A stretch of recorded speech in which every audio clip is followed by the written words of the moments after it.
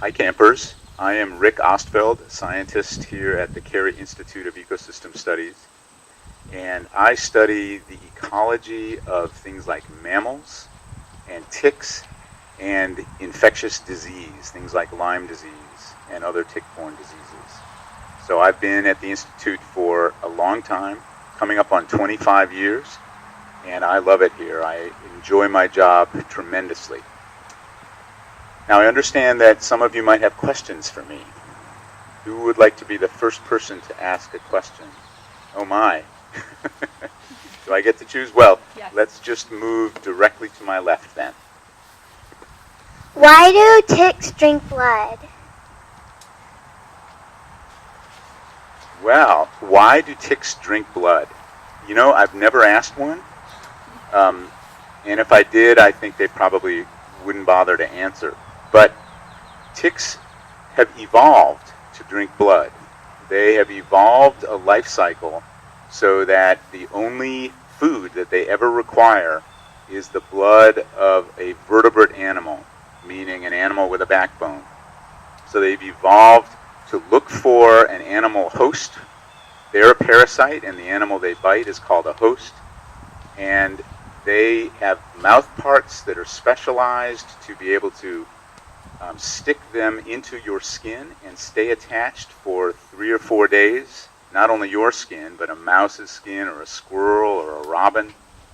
And to sit there attached to their host, drinking blood until they expand in size enormously compared to when they began drinking blood.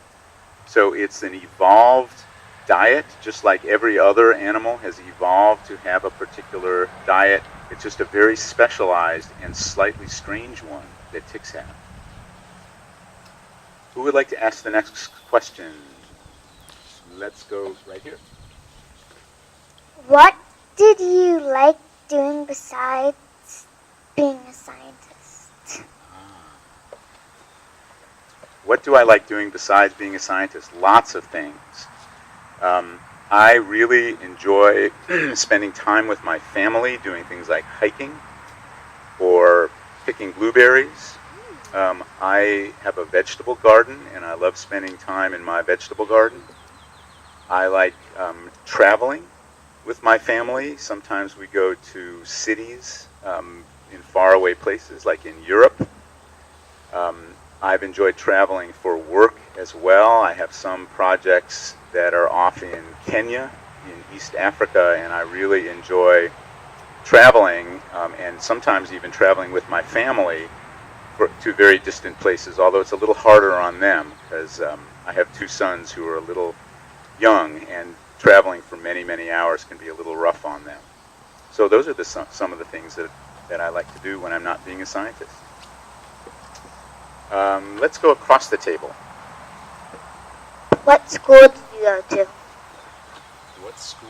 Okay. Well, I went to lots of different schools. To be a scientist like me, you have to enjoy school, and you have to spend a lot of time in school. So I went to high school in a place called North Haven, Connecticut, which is right near New Haven, the site where Yale University is. Then I went to college at the University of California at Santa Cruz, which is in coastal California, in a beautiful place where the redwoods and mountains meet the Pacific Ocean. And then I went to graduate school and got my PhD at the University of California, Berkeley, which is across the bay from San Francisco. Who would like to be next? There was a hand up right over here.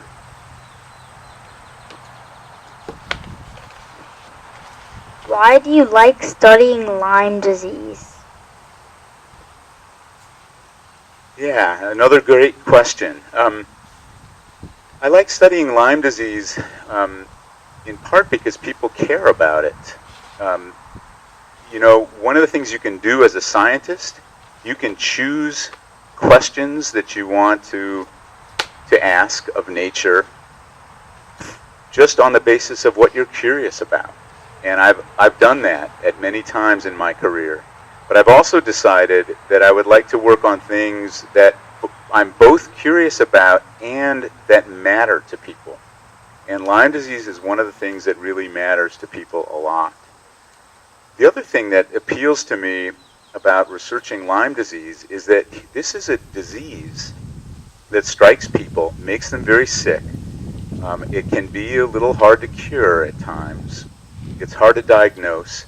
And it's the kind of thing that mostly doctors are, the scientists, doctors are the profession that deal with Lyme disease. And I think it's really cool that my science, I'm not a physician type of doctor, I'm a PhD type of doctor. My science, which studies Lyme disease in nature, can help prevent cases of Lyme disease so that people don't get sick as often and doctors don't have to be called in to try to give you medicines to make you better. Okay, who would like to ask the next question? Yes, sir. Where did you grow up? Well, I'm still growing up, so part of that is right here. Well, let's see. I was born in New York City, but I left New York City when I was 2 years old. I didn't leave on my own. My parents decided to leave. And they went to the outskirts of Chicago, so another big city. And that's where I lived until I was of high school age.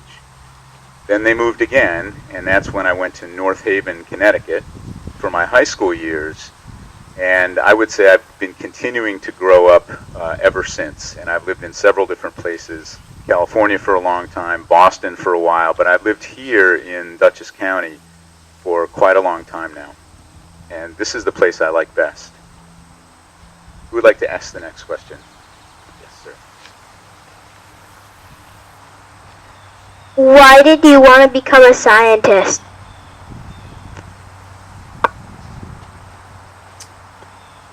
Well,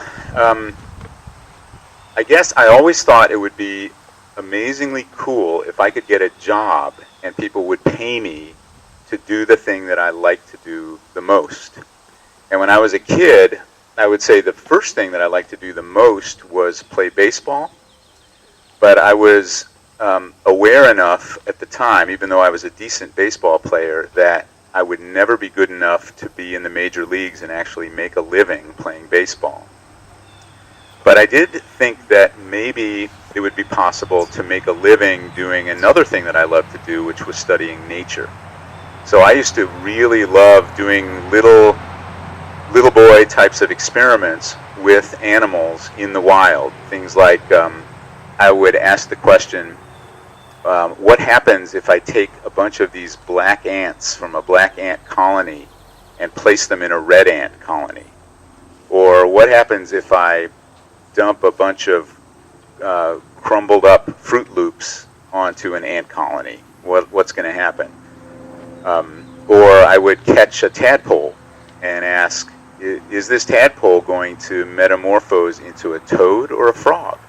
Because I couldn't tell at the time. So I was deeply curious about nature, and I really wanted to try to do that for a living. So I went in that direction. It was not a clear shot. There were times when I thought, oh man, the work that it takes to be a professional in this field of biology is too much for me. I'm too lazy. But I overcame that laziness and decided that it really was worth all the work, and it is. It's been worth it for me. Who's next to ask a question? Yes, sir. What age did you start science? What age did I start science?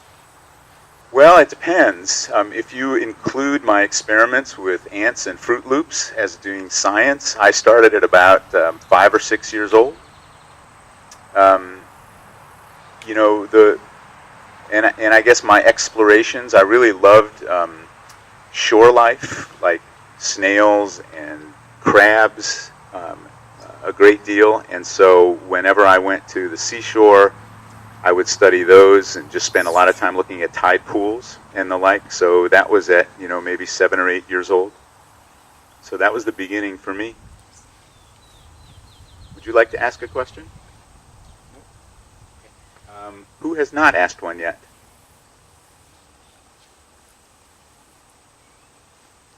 Okay. Oh, we have one more. Okay, let me pass this down.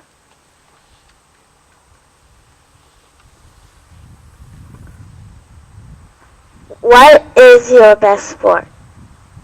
Best sport.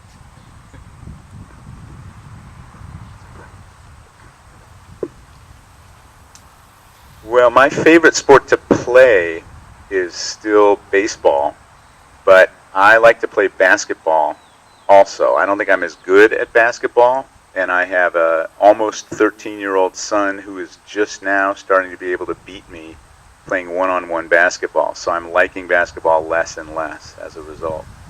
But I'm going to try a little harder, and if I can keep beating him, I'll continue to like basketball a lot. Okay, last chance. Okay, thank you for those fantastic questions.